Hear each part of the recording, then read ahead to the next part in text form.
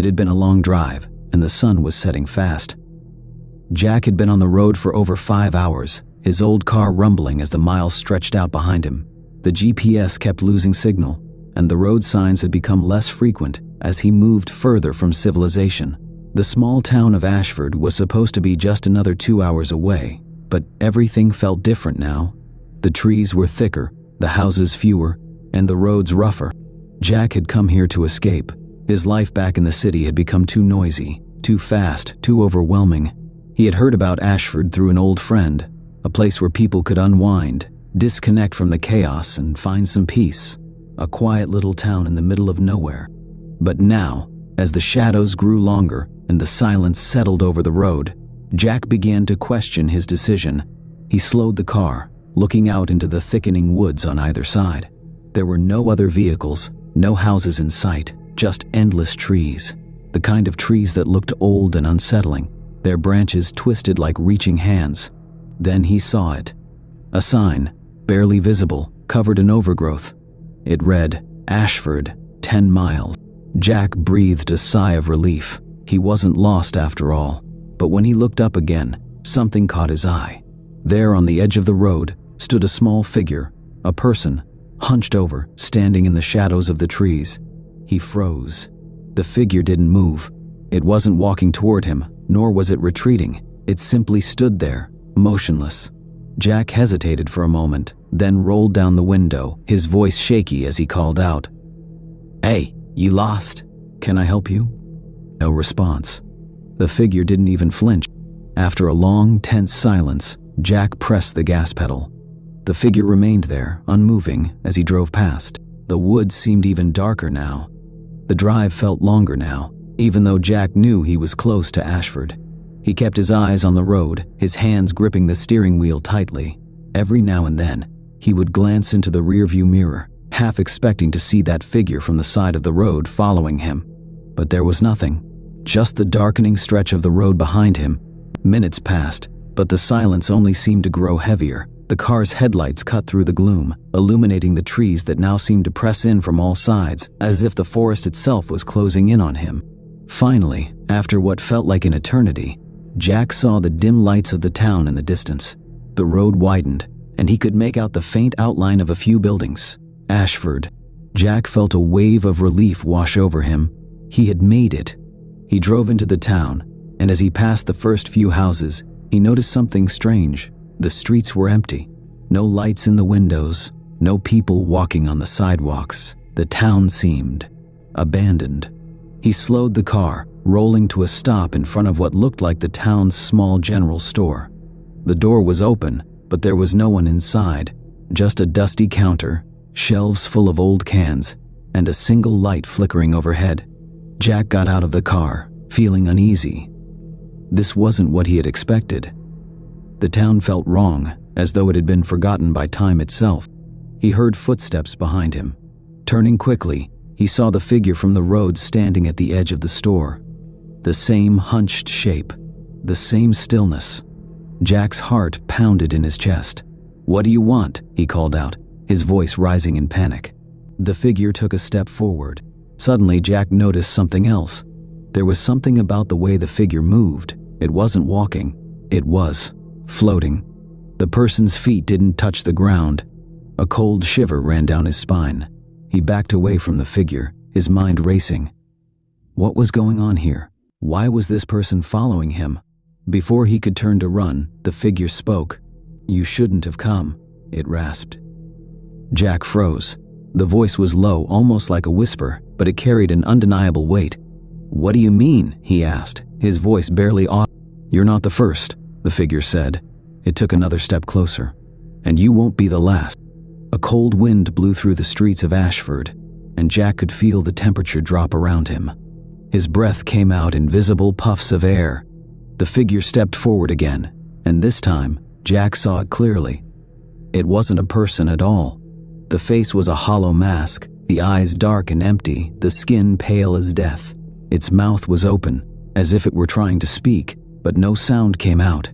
Jack turned and ran. His footsteps echoed through the empty streets of the town, but there was no one to hear him. The silence swallowed him whole as he sprinted past abandoned buildings, past homes with no lights on, past the empty streets that seemed to stretch forever. He didn't know where he was going, only that he had to get away. He reached the edge of the town, but as he looked back, he saw the figure once more. It was standing at the end of the street, watching him. Jack's breath was ragged as he ran. He didn't know if he could outrun whatever that thing was, but he didn't stop, and then, suddenly, he reached it. A road. A real road, with a street sign that read, Ashford 5 miles to exit. He was free. He had made it out. But as he drove away, his car shaking from the speed, Jack couldn't help but glance in the rearview mirror. There, standing in the middle of the road, was the figure. It was watching him. The road stretched on, and Jack's mind raced. His heart thudded in his chest. He was almost home, almost safe. But the figure, the town, the emptiness, it would never leave him. Weeks passed. Jack tried to forget the horrors he had witnessed in Ashford, but he couldn't shake the feeling that something had followed him, that something was still out there, waiting. Then one evening, as he sat at his desk, the phone rang. It was an unknown number. Jack hesitated but answered. Hello? The voice on the other end was soft, but unmistakable. You shouldn't have come, it rasped. Jack's blood ran cold. There was a click, and the line went dead.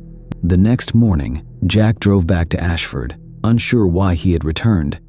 Maybe he had to know if it was real. Maybe he just needed to see it again. But when he arrived, the town was gone.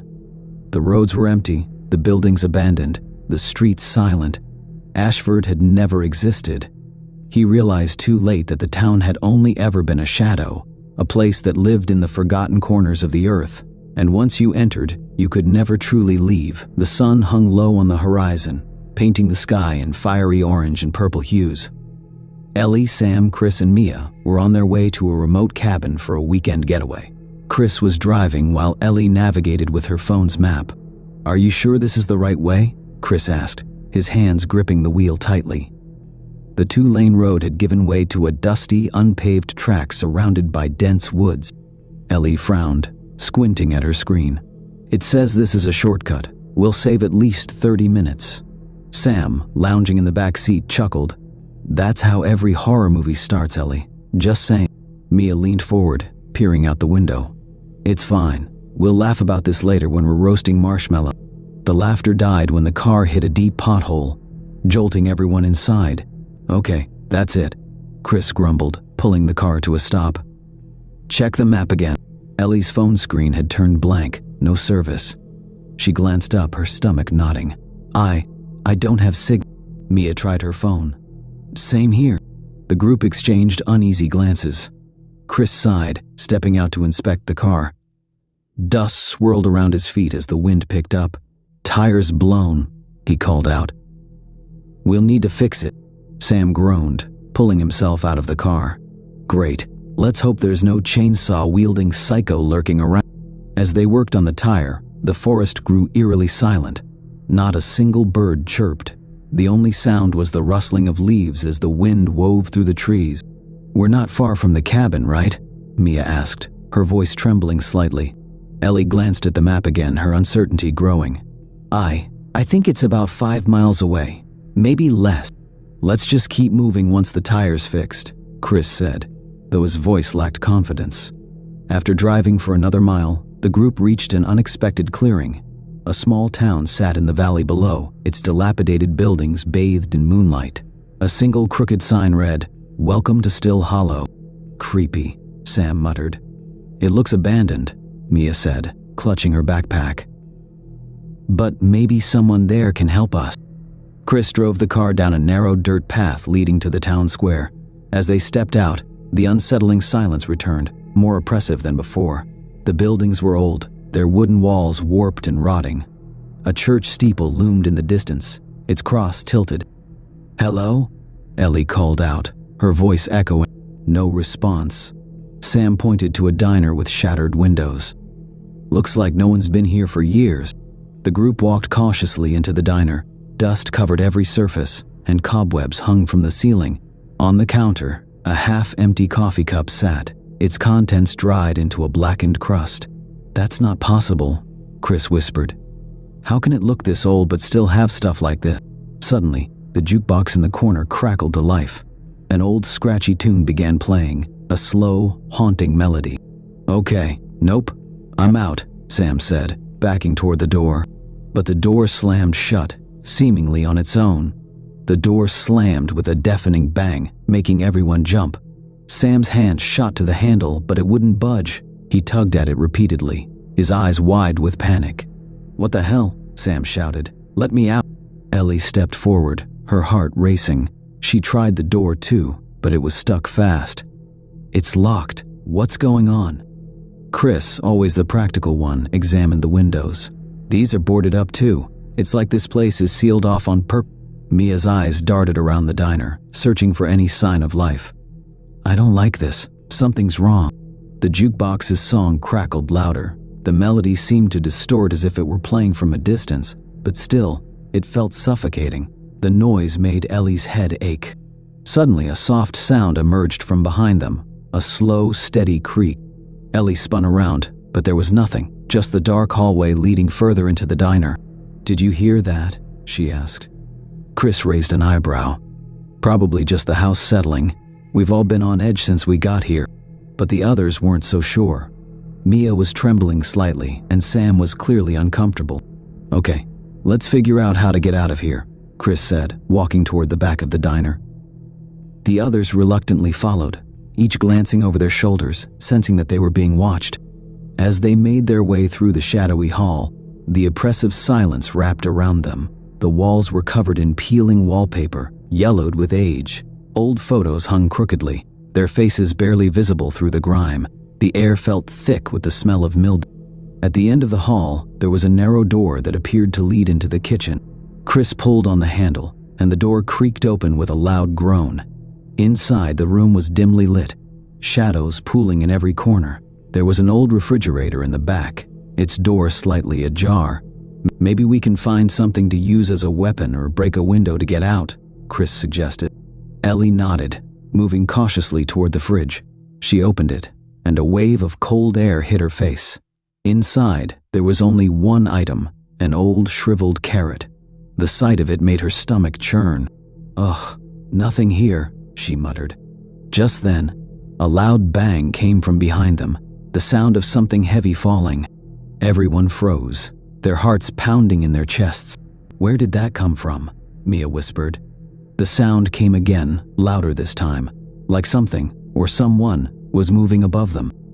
Chris moved toward the kitchen door and peered into the hallway. "Stay close," he warned, his voice low and tense.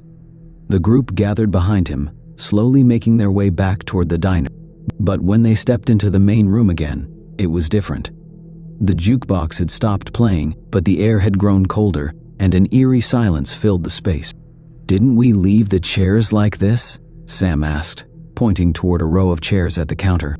The chairs were now turned inwards, facing the group, as if they had been rearranged. "What the hell?" Ellie whispered. They heard it then, a soft, whispering voice, faint but unmistakable, coming from the corner of the room. "Get out," the voice murmured. Everyone froze.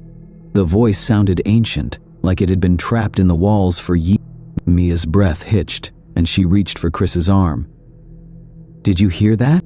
Before anyone could respond, a loud crash came from the back of the diner, followed by the unmistakable sound of footsteps, slow and heavy, echoing through the hall. "Run!" Chris shouted. But when they turned toward the door, the room seemed to shift. The diner's entrance was gone, only a solid wall remained. "Where's the door?" Sam screamed. The walls began to close in around them, the shadows deepening as the temperature dropped even further. Cold mist seeped into the room from under the doorways, curling around their feet. "Get out," the voice whispered again, but louder, more insistent. Panic surged through them as they desperately searched for an escape. Sam ran to the back door, pounding on it with his fists, but it was locked, just like the front. The air felt thick now, almost suffocating, and the walls seemed to hum with an eerie energy. "Where are we?" Mia gasped, stumbling backward, her eyes wide with terror. Chris reached for the nearest window, but it was too high to reach. He grabbed a chair and tried to smash it, but the glass didn't even crack. It was as though the entire building was built from something stronger than stone. "We're trapped," Ellie said, her voice shaking. A cold laugh echoed from the far corner of the diner. The sound was low, gurgling, like something alive. Slowly, they turned toward the corner. In the shadows, a figure stood, its body twisted and contorted in unnatural ways. Its face was obscured by darkness, but its eyes gleamed faintly, two glimmering white dots in the pitch-black void. "Who are you?" Chris demanded, his voice trembling with a mix of fear and defiance. The figure didn't respond. Instead, it stepped forward, its movement jerky and unnatural. As it got closer, a deep, guttural growl filled the air. The temperature in the room plummeted, and Ellie's breath turned to mist in the freezing air. The figure's hand reached out, long, sharp fingers stretching toward them. Ellie screamed. They turned to flee, but as they ran toward the back hallway, the walls seemed to close in even faster. Suddenly, the door to the kitchen swung open with a deafening bang. A narrow passageway led out into the night beyond. "Out there," Mia shouted. They rushed toward the passage, pushing through the door. But just as they were about to escape, a heavy hand grabbed Ellie's wrist, pulling her back. She turned to see the shadowy figure right behind her. With all her strength, she pulled away and ran into the night, the others close behind. The cold air hit them like a slap to the face, but they didn't stop.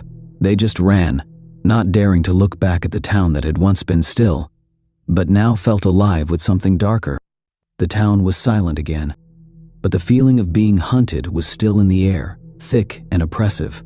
As they ran deeper into the woods, they knew one thing for certain: whatever haunted Still Hollow had no intention of letting them go. And as they stumbled through the forest, Ellie couldn't shake the feeling that they were running straight into something worse than they could ever imagine. The cold air nipped at their skin as they dashed through the dense woods, the sound of their footsteps muffled by the thick underbrush. Ellie could barely keep her footing, but she forced herself to move, her breath ragged and shallow. Sam, Chris, and Mia were close behind, their faces twisted in panic. "We can't outrun it," Sam shouted, glancing nervously over his shoulder.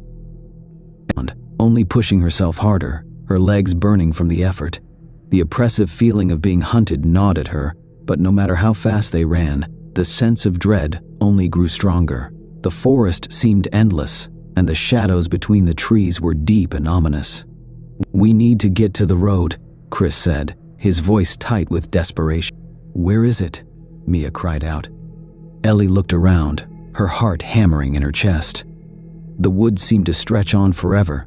They were surrounded by nothing but darkness and trees. But then, in the distance, she saw it. A faint glow, a street lamp flickering in the night. "Over there," Ellie shouted. "The road's just ahead." They pushed forward, their pace quickening as the glow grew brighter. But just as they neared the edge of the woods, a horrible screech split the air, sending them stumbling to a halt. Ellie turned around to see the shadowy figure from the diner emerging from the trees. Its twisted form moved with unnatural speed, its face still hidden in the darkness, but its eyes glowed like lanterns in the night. The air grew colder, the wind howling as the figure closed in on them. "You don't escape," it hissed, its voice a twisted echo that seemed to come from everywhere. The group stood frozen, fear paralyzing their limbs, but then, without warning, the ground beneath them began to tremble. The trees shook violently, their branches snapping in the gusts of wind. Ellie felt the earth shift beneath her feet. "Run!" Chris yelled again, his voice breaking. Without thinking, they bolted toward the road, the figure still chasing them. But as they reached the edge of the trees, the road seemed to stretch further away, impossibly distant. "No, it's not real," Sam screamed, his voice full of disbelief. It was like the town was pulling them back, trying to drag them into its depths once more. The road was disappearing, and the shadow was gaining on them. Ellie could hear its footsteps now, heavy, dragging, closer with every passing Then, as if by some miracle, the road appeared in front of them, the street lamp now flickering brightly, casting long shadows onto the pavement. Ellie ran towards it, her legs aching, her heart pounding in her chest. Behind her, she could hear the figure's low growl, but she didn't look back. She just ran. Finally, they reached the road. Sam was the first to stumble onto the pavement, gasping for air. Chris, Mia, and Ellie followed quickly, each of them too exhausted to speak. But the figure didn't follow them. It stopped just at the edge of the trees, staring at them with its glowing eyes. For a moment, everything was still. Then, as if it had never been there at all, the figure disappeared into the woods. The woods that had once seemed so vast and infinite now looked ordinary, just trees and darkened space. The road was quiet, the only sound the wind rustling through the leaves. They were free. The group managed to make it to a nearby town the next morning, exhausted and in shock. They told the police about the strange town, the abandoned diner, and the figure that had chased them. But when the authorities went to investigate, there was no sign of Still Hollow. No town, no diner, just trees and empty land. Even more unsettling, when they showed the authorities the map on Ellie's phone, the town had disappeared from it. It was as if it had never existed at all. As the days passed, the memories of Still Hollow haunted them. At night, Ellie could still hear the whispering voice, "Get out," echoing in her mind. Sam had nightmares of the shadowy figure watching him from the corner of his room. Chris became withdrawn, haunted by the fact that they had been so close to something terrible and had no idea how to explain it. Mia couldn't shake the feeling that the town was still watching them, waiting for them to return. They tried to move on, but none of them could forget what happened in the middle of nowhere. Still Hollow wasn't just a place, it was a curse, a place that existed outside of time, waiting to pull in anyone foolish enough to wander near its boundaries. And the town's curse was far. For those who dared to look, it would always be there. In the shadows, in the whispers, in the cold wind that carried a promise. You will never escape.